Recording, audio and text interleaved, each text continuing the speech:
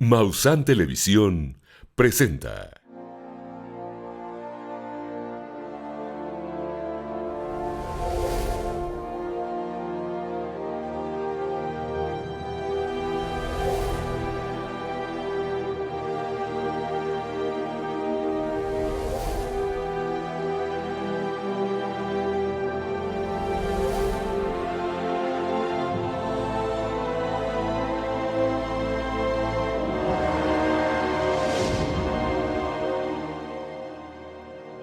Duda. Lo increíble es la verdad. Con Rodolfo Garrido Cotham. Bienvenido familia, este es su programa Duda, lo increíble es la verdad, su programa familia, el que usted opina, el que usted pide temas y le vamos dando lo que usted nos pide y sobre todo lo que usted por supuesto merece, que es lo mejor. Familia mexicana, muchas gracias nuevamente. Y perdóname, lo voy a repetir cada programa, que no le extrañe, pero hay que agradecer que usted nos permita ir adentro, ahí, en el seno de su intimidad. Muchas gracias por permitirlo, le agradezco mucho. Ahora hay temas muy interesantes también, bueno, cada duda lo tiene. Recuerde que siempre tocamos temas diferentes. Así es que hoy le voy a tocar una serie de temas que están muy, pero muy interesantes. Y si me permite, aquí le doy un pequeño avance.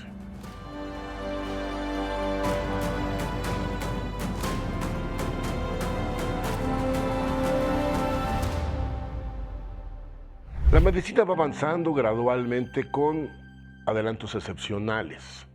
En el año de 1976, un físico premiado con el Nobel, Richard Feynman, pues él dijo que podíamos manipular la materia sin violar la ley del átomo. Y es cuando empezó la miniaturización.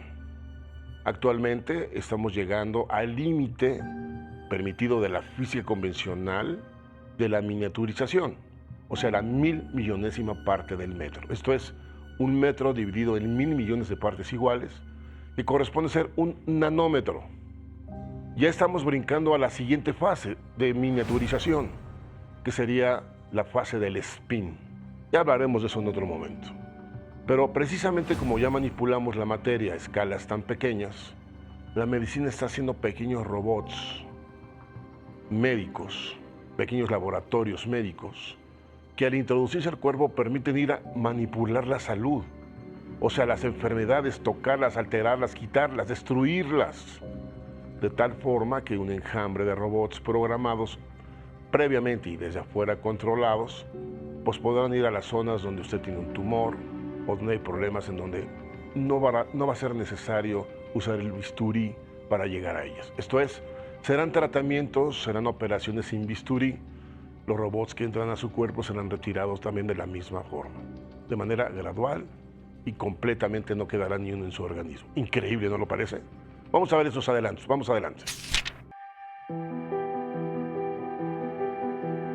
La ciencia crea nanogranadas capaces de aniquilar tumores de cáncer. Los biólogos elaboraron un nuevo tipo de nanopartículas que pueden ser utilizadas para introducir sustancias tóxicas dentro de los tumores cancerígenos. Las nanopartículas, con un medicamento antitumores, fueron introducidas en los cultivos de las células y luego se sometieron a la irradiación electromagnética o infrarroja. En estas condiciones, las temperaturas de los especímenes subían, mientras la cobertura polimérica se contraía, emitiendo la sustancia a través de los poros, relató el científico del Instituto de Biofísica Teórica y Experimental de la Academia de Ciencias Rusas, Andrei Kudryavtsev, en un artículo publicado esa semana en el Journal of Controlled Release. Durante los últimos años, los científicos han creado varios y novedosos métodos para la curación del cáncer que se basan en diferentes nanopartículas orgánicas y no orgánicas. En varios casos, las mismas nanopartículas sirven como remedio contra el tumor, siendo un blanco al que seguían las células inmunitarias y la radiación del láser que calienta las partículas y las quema una a una. En otros casos, cuenta Kudryavtsev y sus colegas, las nanopartículas sirven como un medio para entregar las moléculas peligrosas para el tumor, que limitan así su actividad y permite disminuir la dosis necesaria para la eliminación de las células de cáncer. El rol de esas partículas puede ser desempeñado por diferentes estructuras, tanto orgánicas como compuestos inorgánicos invisibles para el sistema inmunitario. Kurdiavstev y sus colegas decidieron combinar las ventajas de ambos métodos y crearon nanopartículas de silicio con poros, que pueden ser llenadas con cualquier sustancia y aisladas. Gracias a esto, las partículas de quimioterapia no matan a los especialistas, funcionan gracias a una capacidad interesante de los tumores que acumulan todos los desechos que están en el organismo humano.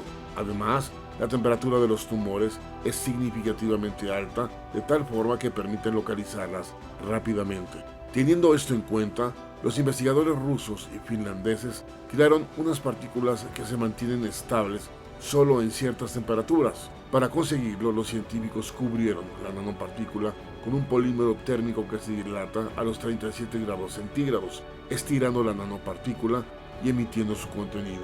Gracias a esta cobertura, el contenido de las nanopartículas permanece sellado hasta que entren en el tumor. Cuando los científicos las iluminan mediante un láser o una radioemisora, los experimentos realizados en ratones mostraron la efectividad de ese extraordinario concepto y de esa novedosa técnica.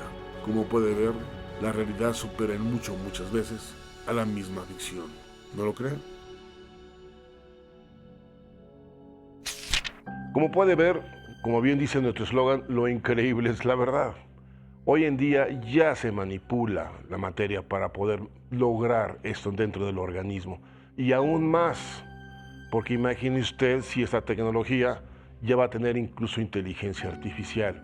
Será autogobernable y créanme, hará cosas que ni las manos de un médico más experto podrán hacer.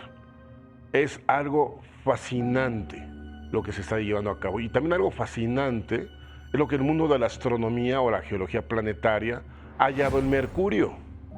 Han hallado un monolito, escuchen muy bien, de 2 kilómetros de altura. Lo va a ver usted en un momento.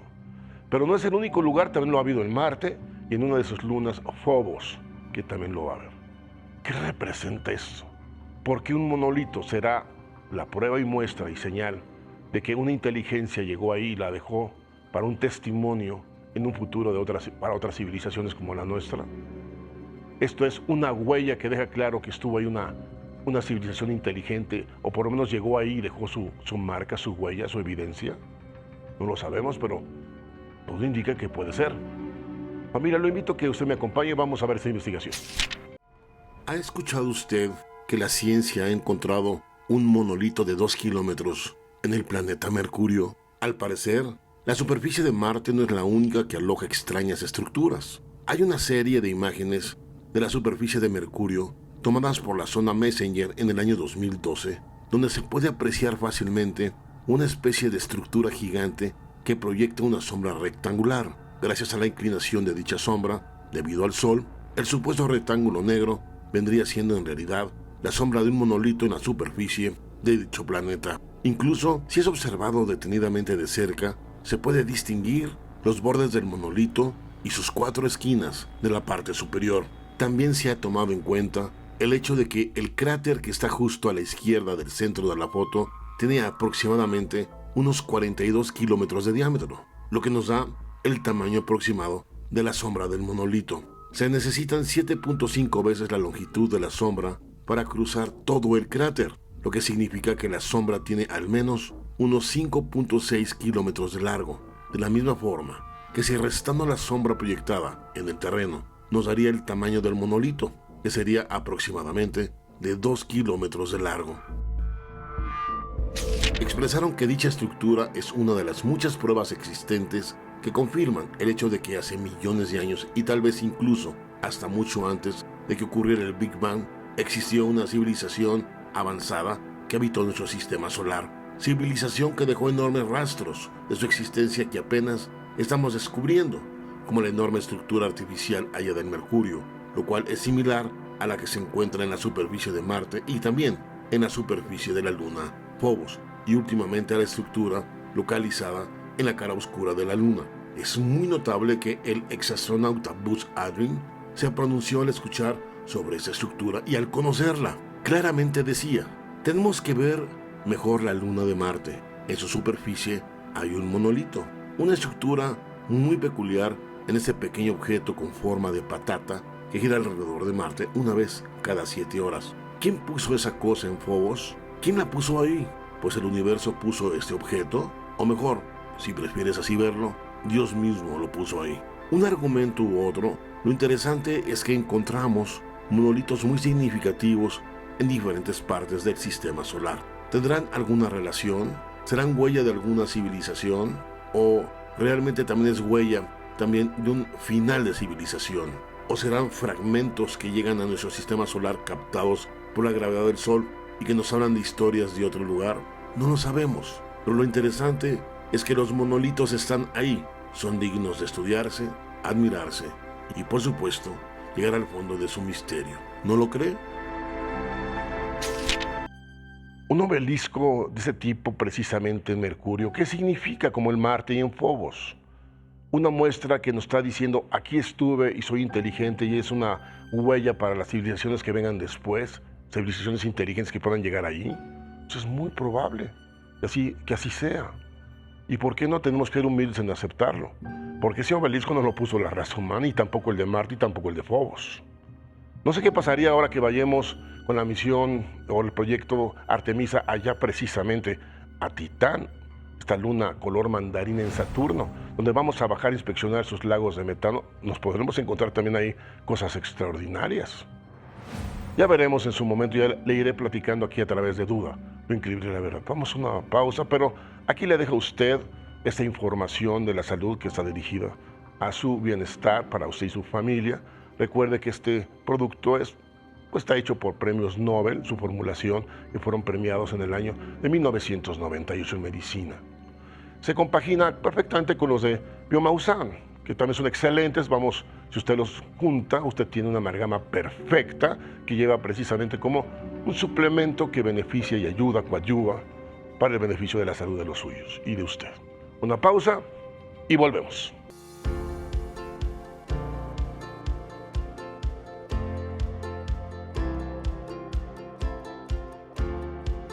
Live es un producto extraordinario.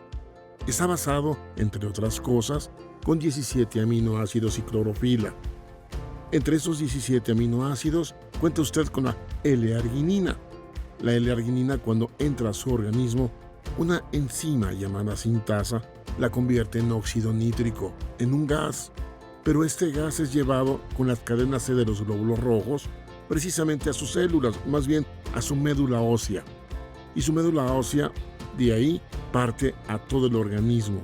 Le comento que cuando llega a la médula ósea, el óxido nítrico la estimula a producir más células madre multipotenciales. Live, le comento, no son células madre, estimula las mismas en el orden de las multipotenciales. Estas se encargan de darle a mantenimiento a su organismo. Pero el óxido nítrico que corre a través de su torrente sanguíneo, este óxido nítrico abre vascularmente su organismo. Muy buenas noticias para los que son diabéticos o tienen problema vascular, porque van a tener mejor circulación, bajar la hipertensión. Todo ese tipo de cosas les va a ayudar a mejorar. Así es que este producto, junto con el de Biomausan, son complementos extraordinarios para ustedes.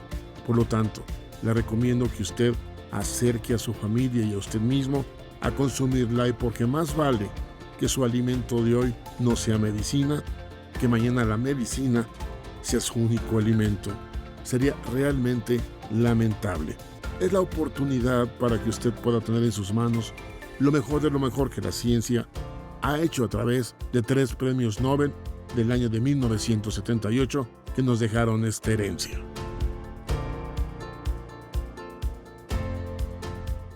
Otro episodio muy interesante en la historia de la humanidad está en un hombre que fue el genio de la era medieval, Leonardo da Vinci. ¿Quién no conoce a Leonardo da Vinci? Seguramente usted ya lo tiene en la cabeza, en su mente y familia al momento de dar su nombre. Y lo asocia inmediatamente ¿a qué? A la última cena. Casi en cada casa hay una de ellas, puesta precisamente en el comedor o en la sala. Normalmente es en el comedor de cada hogar. Leonardo da Vinci realmente era un hombre excepcional. Tenía muchas habilidades y especialidades. Pero hay una parte muy interesante de su vida donde porque por cierto está muy bien documentada. Yo creo que es de los sabios, de los genios más documentados de la historia y mejor documentados. Pero hay una parte precisamente de su historia que se desaparece 2 años. De la edad de 24 años a 26 años. No se sabe de él. Se dice que estuvo inmerso en una caverna 2 años. Y se halló la caverna y hay evidencia de ello, porque dejó dibujos precisamente en las paredes de la caverna. En ese lapso, precisamente Leonardo da Vinci, algo sucedió en él porque hubo cambios importantes en su personalidad y en sus proyectos. Pero bueno, vamos primero a dar arranque con la historia y vamos comentando. Adelante, familia. Cada vez que volteamos al Renacimiento nos encontramos una y otra vez con un maravilloso hombre, Leonardo da Vinci. Como usted sabe, este genio nació en Florencia, en un pequeñito pueblo llamado Vinci, en el año de 1452 y murió a la edad de 67 años en Amboise, Francia. Leonardo era hijo ilegítimo de una campesina donde su padre pertenecía a una rica familia de nobles italianos. Sin embargo, Leonardo se educó con su abuelo paterno, quien decidió dar una dote a su madre a cambio de que Leonardo quedara bajo su custodia y patria potestad. Su especial amor por la naturaleza y los animales lo llevaron en convertirse en vegetariano. Los conocimientos de Leonardo abarcaban diversos campos de la ciencia. Sus habilidades eran extraordinarias como anatomista, arquitecto, paleontólogo, botánico, filósofo, ingeniero, inventor, músico, poeta y urbanista, aunque a nivel popular se le conoce sobre todo por una única y maravillosa faceta artística misma que lo plasma en sus maravillosas obras de pintura y escultura. Entre todas sus obras usted estará de acuerdo que las más conocidas son la Gioconda y la Última Cena, así también como su magistral obra El hombre Vitruvio, donde muestra a la perfección las proporciones ideales del cuerpo humano, así como las proporciones áureas. Pero pocos saben que Leonardo da Vinci fue un excelente psicólogo. Él sabía que podía introducir simbología heterodoxa dentro de sus obras religiosas sin que nadie se percatara de ello. Las creencias religiosas de Leonardo estaban bastante alejadas de la ortodoxia cristiana. Esta es la causa del por qué él utiliza un simbolismo secreto con la intención de hacer llegar al observador que sabe cierta información que no puede publicarse de otra forma, porque si lo hiciera sería peligroso, ya que podría ser juzgado por las autoridades eclesiásticas de su tiempo. Cabe mencionar que en casi todas sus obras aparece esa simbología, pero quizá es mucho más evidente en el grandioso mural de la Última Cena, una de las mejores obras pictóricas del mundo que actualmente se encuentra sobre el mismo muro donde se pintó, esto es, en la receptoría del convento dominico de Santa María delle Grazie en Milán, Italia. Mide 4 metros y 60 centímetros de alto y 8 metros 80 centímetros de ancho, y fue realizada entre el año 1495 y 1497 por encargo del duque Ludovico Sforza de Milán. En su obra falta un detalle muy importante, que es el vino. Con ello Leonardo quiere dar a entender que está dibujando un pasaje histórico muy diferente. No sabemos con precisión si fue en esa estadía de la caverna donde pudo imaginar o incluso ordenar las personalidades que iba a representar en la Última Cena. Porque en la Última Cena no todos son apóstoles, familia. De hecho, si usted mira hacia la derecha, los 3 últimos, uno de ellos es Leonardo da Vinci, el otro es Sócrates. No son apóstoles. ¿Por qué puso personajes diferentes? ¿Qué tomó como base para tomar la elección de dónde va cada apóstol? ¿Por qué María Magdalena exactamente a su lado, formando ciertos símbolos que precisamente revelan la matriz femenina? ¿Por qué todo esto? ¿A qué se debe? ¿Y qué simbología tiene? Por supuesto que él hablaba sobre el Santo Grial.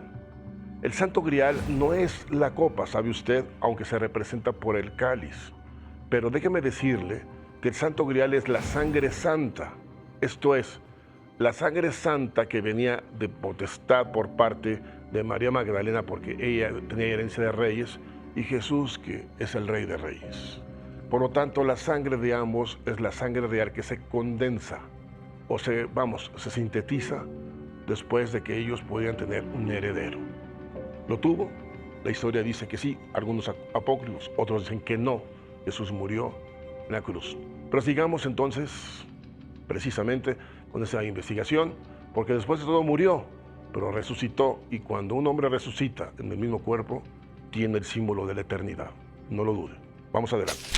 En el año 2003, el escritor Dan Brown publicó su libro El Código Da Vinci. En él se especulaba que el apóstol Juan era en realidad María Magdalena, quien al parecer había tenido descendencia con el mismo Jesucristo. En la última cena se representa el momento en que Jesús anuncia a sus discípulos que uno de ellos lo iba a traicionar. En la composición de la escena, Jesús está solo y los discípulos se hallan divididos en 4 grupos con 3 figuras cada uno. Según aparece en un supuesto manuscrito de Leonardo da Vinci, hallado en el siglo XIX, los personajes dibujados de izquierda a derecha son los siguientes. En el primer grupo de figuras están Bartolomé, Santiago el Menor y Andrés. En el segundo grupo están el traidor Judas Iscariote, aparece con pelo y barba negra. Enseguida Simón Pedro, que sostiene un cuchillo en su mano derecha, y posteriormente Juan. En el tercer grupo se halla Tomás, Santiago el Mayor y Felipe. Y por último, en el cuarto grupo, se encuentra Mateo, Judas Tadeo y Simón el Celote.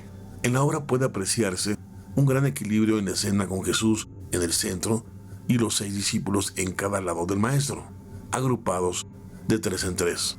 A diferencia de los demás personajes, el maestro se encuentra en el centro de un triángulo equilátero que simboliza la perfección, el equilibrio y la perfecta armonía de la Trinidad.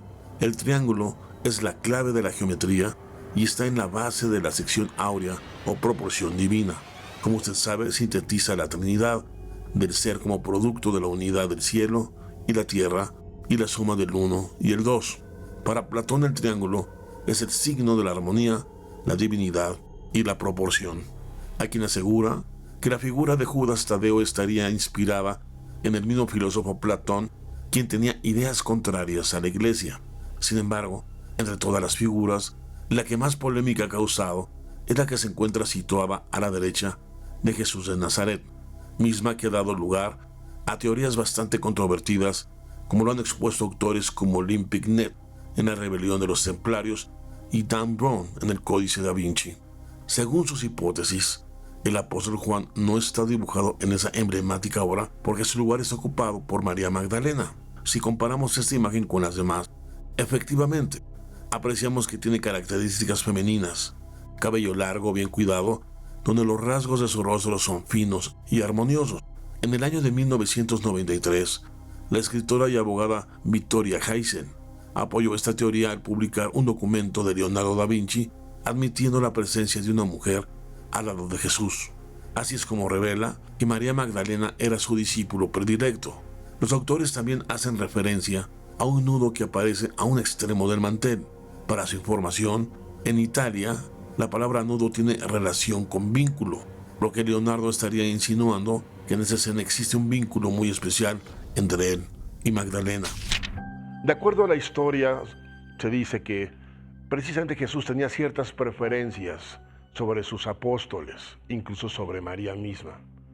Se comenta en uno de los escritos apócrifos que precisamente Pedro tenía cierta enemistad o no tenía mucha congruencia con María Magdalena porque ella era muy preferida por Jesús y de alguna manera también tenía información que no compartía con los demás.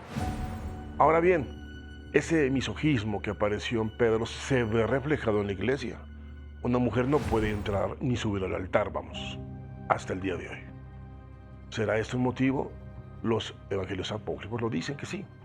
Sin embargo, sea esto o no, Jesús dejó en sus apóstoles la dirección y sobre todo la sabiduría para que ellos repartieran la luz del mundo al mundo entero. Y gradualmente cada uno de ellos fue cumpliendo su misión. Continuamos con la investigación. Si usted ve con mucha atención, las caras de todos los personajes expresan sorpresa e indignación ante lo revelado por Jesús, excepto por María Magdalena. Si fuera el apóstol Juan el que estuviera dibujando, se mostraría igual de indignado que los demás apóstoles. Sin embargo, no es así. Supuestamente esto es debido a que, al tratarse de María Magdalena, ésta conocería de antemano lo que Jesús iba a revelar. Por eso su semblante se muestra tranquilo. Otro detalle importante es el color de la ropa que visten los dos personajes. Ve usted con mucha atención. Estos colores son el azul y el rojo, que tienen ambos, solo que cambiados. Se asegura que ese detalle es un signo que indica que su relación es más importante. Además, hay quienes han creído ver el hijo de ambos. El supuesto niño aparece en una posición sentada, donde Leonardo lo había ocultado de tal manera que la cabeza del bebé sería el cuello de Judas y su espalda y las piernas estarían formadas por el brazo también de Judas. El apóstol Andrés, junto con Bartolomé y Santiago, parecen que están mirando al niño y a su vez el niño los ve a él. Casualmente los tres personajes importantes, que son Jesús, María Magdalena y su presunto hijo, están unidos perfectamente con el color celeste de sus ropas. Los apóstoles de la derecha también estarían mirando al bebé, observe usted. Otro personaje destacado es Judas Iscariote, que se encuentra en un nivel por debajo del resto de los discípulos. Curiosamente, se cuenta que Leonardo visitó varias cárceles buscando la cara de un verdadero criminal que sirviera de modelo para dibujar a Judas Iscariote, y cuando lo halló, se dio cuenta que lo conocía. Casualmente se trataba de la misma persona cuya imagen había sido utilizada tiempo atrás para realizar la figura de Jesús. En la obra es importante señalar un detalle muy inquietante: el cuchillo que tiene Pedro en su mano derecha. Hay quien lo ha interpretado como el rechazo que sentía Pedro hacia María Magdalena y por supuesto a ese niño nacido de ambos. Esa interpretación se origina al insinuarse en los manuscritos apócrifos que refieren que Pedro era misógino, es decir, odiaba a las mujeres. En algunos de sus textos se lee: Pedro, tú siempre has sido irascible, ahora te veo como un adversario de la mujer. También en el Evangelio de Tomás, Pedro dice: que se aleje Mariam de nosotros, pues las mujeres no son dignas de la vida. En otro pasaje, Pedro pregunta: ¿por qué tenía que enseñarle a ella cosas que nosotros no nos enseñaba? Y también en el Evangelio de Felipe, Pedro dice: 3 mujeres caminan siempre con el Señor, María su madre, y la hermana de esta, y Magdalena denominada su compañera. Es muy importante para esa investigación añadir que la restauradora Pimbramvilla Barcilón, que trabajó en el fresco original de Milán, descubrió algo muy interesante en una de las copias de la Última Cena, concretamente en la que se encuentra en la bahía de Toncarlo, en Amberes, Bélgica. Y es que aunque el 90% de esa pintura fue realizada por los discípulos de Da Vinci, existen 2 personajes que fueron pintados directamente por Leonardo, que casualmente son Jesús y el apóstol Juan, esto es, la supuesta María Magdalena. Una vez más, Leonardo con esa acción indica lo importante que son esas 2 figuras respecto a las demás. En la Última Cena aparecen demasiados detalles que demuestran que Da Vinci era conocedor de esos evangelios apócrifos que la Iglesia había rechazado y borrado de la historia como si nunca hubieran existido. Pero lo cierto es que este gran genio nos muestra esa otra realidad que siempre la Iglesia ha tratado de ocultar, y que solo Leonardo, de una manera tan inteligente, sabe hacer visible a través de un exquisito arte. No cabe duda de que la Última Cena es una gran obra maestra realizada por un genio, Leonardo da Vinci, un hombre extraordinario que con sus virtudes únicas dejó las llaves en sus obras para estudiar los más grandes misterios. Sea o no verdad la obra de Leonardo da Vinci, en su información la obra ahí está. Y está representada con los personajes que precisamente él dio vida y también dio relación, incluyendo a María Magdalena. En fin, es una historia que de alguna manera proviene de un genio y la dejó plasmada. Tenemos que respetarla de alguna manera porque también él encriptaba mucha información que en otro programa veremos con mucho detalle cuánta información encriptada está ahí y en otras obras también que él realizó. Vamos a una pausa, familia, y regresamos no esa parte porque también lo que viene es extraordinariamente interesante. Volvemos en un momento. ¿Sabe usted que en el libro La Broca, Carl Sagan menciona el factor R en el ser humano? El factor R es el factor precisamente reptiliano. ¿Por qué reptiliano? Tenemos que hacer un poquito de historia para entender esto. En Mesopotamia, el lugar donde se junta con 2 ríos, precisamente ellos narran en sus en sus lápidas escritas, en sus tallos con escritura cuneiforme en piedra, varias tablillas que son miles, allá en Irak, que por ahí están, narran la historia de la llegada de unos personajes de las estrellas que ellos se llamaban o se autonombraban Anunnakis. Y ellos trajeron una raza cautiva para explotarla y ponerla a trabajar en nuestro mundo para hacer una explotación mineral. De alguna forma se lo estaban llevando. El asunto es que se subleva esta raza, que es llamada los Igigi, y entonces al no contar con, una fuerza de trabajo a su disposición, entonces ellos alteran la genética de un Homo erectus. Y entonces lo hacen evidentemente más inteligente, que tenga una mayor capacidad de responsabilidad, mayor habilidad intelectual para otras cosas, en fin, pero incluso le cortaron su facultad de reproducción. Después, cuando fue esto creciendo, dice la historia, pues le asignaron que sí tuviera la facultad de reproducirse, y entonces aquí el Homo erectus dejó el árbol y pasó a ser un hombre, un ser inteligente. ¿Ese es el brinco, el eslabón que no tenemos? No lo sabemos. Pero la historia de Enoch dice esto.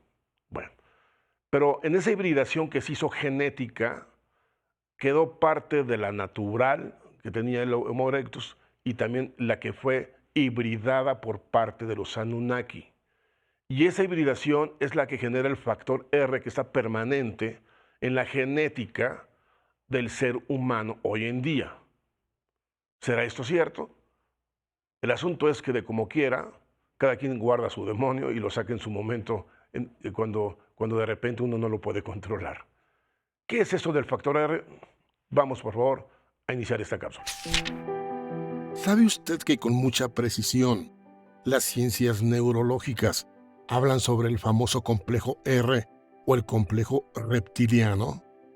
¿Sabe usted que desde un principio, desde hace unos 500,000 años, un pez por ahí en el océano inició una protuberancia en un extremo de su médula espinal y conforme la selección natural y la evolución que tuvo la misma, esa protuberancia se convirtió en el órgano más extraordinario y complejo que conoce actualmente la humanidad y el universo? ¿Cuál es?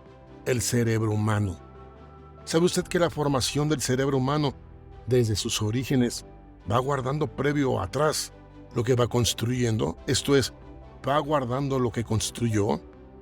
La naturaleza nunca elimina lo que ya tiene hecho, sino que edifica de lo que ya tiene hecho las nuevas capas o formaciones orgánicas del cerebro. A modo de una cebolla, nuestro cerebro se fue formando por capa tras capa hasta llegar hoy en día a la capa gris, al neocórtex, a la capa que curiosamente nos da o nos guarda una capacidad cognitiva a la raza humana y, por supuesto, su inteligencia. Los mamíferos tienen materia gris, casi todos, pero nadie como el cerebro del ser humano. Nuestro cerebro guarda los episodios que incluso vivimos cuando pasamos por allá en la época de los mismos dinosaurios. Por eso, tenemos episodios límbicos. Guardamos episodios límbicos en nuestra estructura cerebral, en nuestra misma inteligencia emotiva. Esta inteligencia, este recuerdo límbico, es precisamente la huella de nuestro paso en aquel entonces, cuando en nuestro cerebro se formó esas capas, como muy bien toca Carl Sagan en su libro El cerebro de Broca. A partir de esa hibridación entonces, como le venía yo comentando, tenemos este brinco. Un brinco en donde prácticamente dejamos lo salvaje para hacernos más civilizados, más inteligentes. El asunto es que la reproducción que tuvo el nuevo ser no fue controlada por ellos y llegó un momento que se hizo incontrolable. Por lo tanto, no pudieron parar la evolución de esa especie y así, gradualmente fue evolucionando a través de los cientos y miles de años hasta llegar entonces a una especie ya muy avanzada como es la de hoy. Pero a pesar del avance, familia, ese factor lo tenemos todos. Y hay algo muy importante que quiero decirle. De acuerdo a lo que dice Enoch, incluso lo que también dicen ciertos escritos, la hibridación que se hizo alteró la genética y dejó las puntas abiertas de las hebras. cuando se dice o ellos comentan que originalmente estaban cerradas. Y esto evita muchos potenciales grandiosos que por naturaleza tiene el ser humano, o sea, la raza humana. ¿Será cierto eso? Pues los genetistas tendrán que también estudiarlo y ver si efectivamente eso tiene sentido. Continuamos con la investigación. Pero, ¿qué es lo que realmente fue lo que surgió de esta evolución? Una protuberancia que se convirtió en el órgano más privilegiado y extraordinario que conocemos. Un órgano que permite observarse a sí mismo, cuestionarse, autoidentificarse e incluso poder voltear hacia el infinito y de alguna forma buscar a sus emigrantes más allá de sus propias fronteras. ¿Realmente qué fue surgiendo de esa protuberancia? El resurgir de una nueva inteligencia. De una inteligencia que fue caminando más allá de lo normal para crear realidades nuevas que para otras especies son más que un sueño, más que una ficción que la que vive la misma raza humana. ¿Qué podrá pensar un reptil si es que puede tener capacidad cognitiva al momento de que ve despegar una aeronave o ve transitar una evolución de especie que no comprende y que se mueve a un ritmo que no entiende? Sin embargo, el resurgimiento del ser humano curiosamente viene desde sus orígenes, y creo que cada fin de fecha en la cual podemos y nos vemos obligados a formar una síntesis, siempre tendremos que utilizar los elementos que nos han consagrado en nuestra vida y nos han definido para poder, de ellos, hacer una verdadera síntesis de cada quien. Y no me diga usted que no puede hacer síntesis de su vida o que no tiene nada para poder hacer una síntesis. Eso sería triste y lamentable porque su cerebro es prodigioso y tiene miles de años de evolución. Creo que es necesario que ese resurgimiento de sí mismo despierte a la sensibilidad y a la capacidad cognitiva de poderse generar la capacidad misma de enfrentarse a sí mismo, por ejemplo, de enfrentarse a sus propios errores. El resurgimiento permite enfrentarnos a nuestros vicios, a nuestras tendencias, a aquel que es falso o a sus propias mentiras, o aquel que es dependiente de sus propios vicios y a sus propias debilidades. El poder enfrentarnos de alguna forma hace resurgir a ese ser desde sus entrañas más íntimas, que nace desde su origen de la evolución. Cada hombre en esa especie y cada individuo de ella tiene la oportunidad de resurgir desde la misma intimidad, desde el mismo seno de sus principios. ¿No es bella la evolución? Lo es. Es un reto para el hombre y para las especies que no tienen precedente, pero ese reto, gradualmente, tiene que convertirse en el destino de cada quien para poderse superar y para poder trascender en el camino infinito de lo que es la evolución. ¿No lo cree? Como puede ver, el factor R es muy interesante de profundizar, porque de esto derivan muchas corrientes y mucha información de antaño. Estamos hablando de Enoch, estamos hablando de los Elohim, estamos hablando de mucho de antaño, y también de Mesopotamia, Babilonia incluso, y también de Egipto. Así es que vamos a ir profundizando poco a poco en esto, pero no exactamente como el factor R, sino ya más derivado, más adaptado al avance de la humanidad, y lo irá usted estudiando, lo va usted entendiendo con más claridad. Vamos a una pausa y volvemos. Le dejo nuevamente aquí la información para su salud, su beneficio para toda su familia. Recuerde que el tener una buena decisión de tomar suplementos adecuados, como que es Live, y también con los potenciales que puede usted generar con los de Biomausan, juntos usted vuelve una bomba en beneficio como suplementos a su salud, para también el de usted y el de toda su familia. Vamos a una pausa y volvemos porque también lo que viene es muy interesante.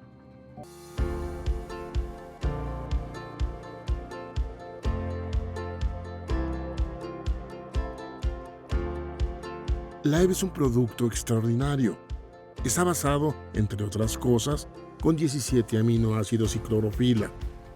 Entre esos 17 aminoácidos cuenta usted con la L-arginina. La L-arginina, cuando entra a su organismo, una enzima llamada sintasa la convierte en óxido nítrico, en un gas. Pero este gas es llevado con las cadenas C de los glóbulos rojos precisamente a sus células, más bien a su médula ósea. Y su médula ósea de ahí parte a todo el organismo. Le comento que cuando llega a la médula ósea, el óxido nítrico la estimula a producir más células madre multipotenciales. Live, le comento, no son células madre, estimula las mismas. en el orden de las multipotenciales. Estas se encargan de darle mantenimiento a su organismo. Pero el óxido nítrico que corre a través de su torrente sanguíneo, este óxido nítrico abre vascularmente su organismo. Muy buenas noticias para los que son diabéticos o tienen problema vascular, porque van a tener mejor circulación, bajar la hipertensión. Todo ese tipo de cosas les va a ayudar a mejorar. Así es que este producto, junto con el de Biomausan, son complementos extraordinarios para ustedes. Por lo tanto, le recomiendo que usted acerque a su familia y a usted mismo a consumir Live, porque más vale que su alimento de hoy no sea medicina, que mañana la medicina sea su único alimento. Sería realmente lamentable. Es la oportunidad para que usted pueda tener en sus manos lo mejor de lo mejor que la ciencia ha hecho a través de 3 premios Nobel del año de 1978 que nos dejaron esta herencia. Ahora le voy a presentar algo muy interesante, ¿sabe? Se han encontrado pozos en el fondo del mar. Usted dirá, ¿pozos? Pues ¿cómo? Si todo está lleno de agua. Es que lo que pasa es que a nivel, digamos, un fondo marino de 100 metros, se abre de repente un orificio que baja cientos de metros simulando un pozo. Los buzos investigadores han optado por bajar hasta donde les es posible y no han llegado al fondo. Pero lo interesante de esto es que en la orilla del pozo, en el fondo del mar, hay toda una formación de vida nueva. Esto es un santuario de nueva vida. Y es muy interesante porque esa vida no depende del oxígeno, no depende de la luz solar y están perfectamente habituados. Esto nos lleva a hacer una profunda investigación y ahorita usted verá por qué se lo digo. Vamos para que usted se informe de esto. Recientemente se ha encontrado algo misterioso en el fondo del mar, una especie de agujeros de color azul que hasta el momento no hay una explicación factible. Y es que científicos explorarán misterioso agujero azul hallado bajo el mar allá en Florida. Le comento, la misión se dará en Green Banana e iniciará en agosto de este mismo año. El equipo tendrá que sumergirse hasta unos 130 metros de profundidad aproximadamente para descubrir los secretos del agujero azul. Un equipo de científicos estadounidenses se prepara para un viaje a las profundidades del misterioso agujero azul Green Banana, bajo el mar de Florida. A través de un comunicado en su portal, la Administración Nacional Oceánica y Atmosférica de Estados Unidos, la NOAA, confirmó que los investigadores emprenderán dicha exploración el próximo mes. Mire usted, el Green Banana es el agujero azul más profundo ubicado hasta el momento. Se ubica a unos 130 metros aproximadamente hacia abajo. Sin embargo, no es el primero explorado, porque anteriormente el Amberjack Hole, de 107 metros de profundidad, fue visitado en el año 2019 por el equipo de NOAA. Según reporta la institución, en aquella ocasión, el equipo documentó vida alrededor del borde del hoyo y carbono, además de nutrientes y vida microscópica en todo el agujero y en sus sedimentos del fondo. Algo extraordinario está pasando en estas profundidades. Los investigadores calificaron la misión como un oasis en un fondo marino estéril. Encontraron 2 peces diente de sierra intactos pero muertos, una especie en peligro de extinción y decenas de peces tiburones. En este nuevo viaje, sin embargo, buscan saber si el agujero azul del Green Banana tiene conexión con el agua subterránea de Florida. Asimismo, quieren investigar más sobre la posibilidad de algunas especies de vida microscópica desconocidas y si este u otro agujero es capaz de agregar nutrientes. Esta maravillosa expedición tendrá 1 año de duración. El primer viaje comenzará en agosto del 2020 y el segundo se dará en mayo del 2021. Se emplearán las mismas técnicas utilizadas para el Amberjack Hole, pero también les aseguro se van a presentar y elaborar sistemas y protocolos que nunca antes habíamos visto. La ciencia se va adaptando al tipo de investigación para que sus consecuencias sean siempre revolucionarias y a favor de la verdad. Extraordinario, ¿no le parece? A pesar de la contaminación tan severa de los mares, que es terrible, nuevas formas de vida se están creando ahí limpias y se están creando nuevos mundos de vida. Fantástico, ¿no lo cree usted? Bueno, pues familia mexicana, muchas gracias nuevamente por su atención. Aquí llegamos al fin del programa de Duda, su programa, Duda, lo increíble es la verdad. Y recuerde usted que aquí todos de una manera pues muy agradecida a ustedes pues por permitirnos entrar en la intimidad de su hogar. Con mucho aprecio, con mucho cariño le agradecemos su atención. Y recuerde que aquí, en Duda, lo increíble es la verdad, nunca decimos adiós, sino hasta siempre. Visita mausantelevisión.com y síguenos en todas nuestras redes sociales. Maussan Televisión, buena televisión.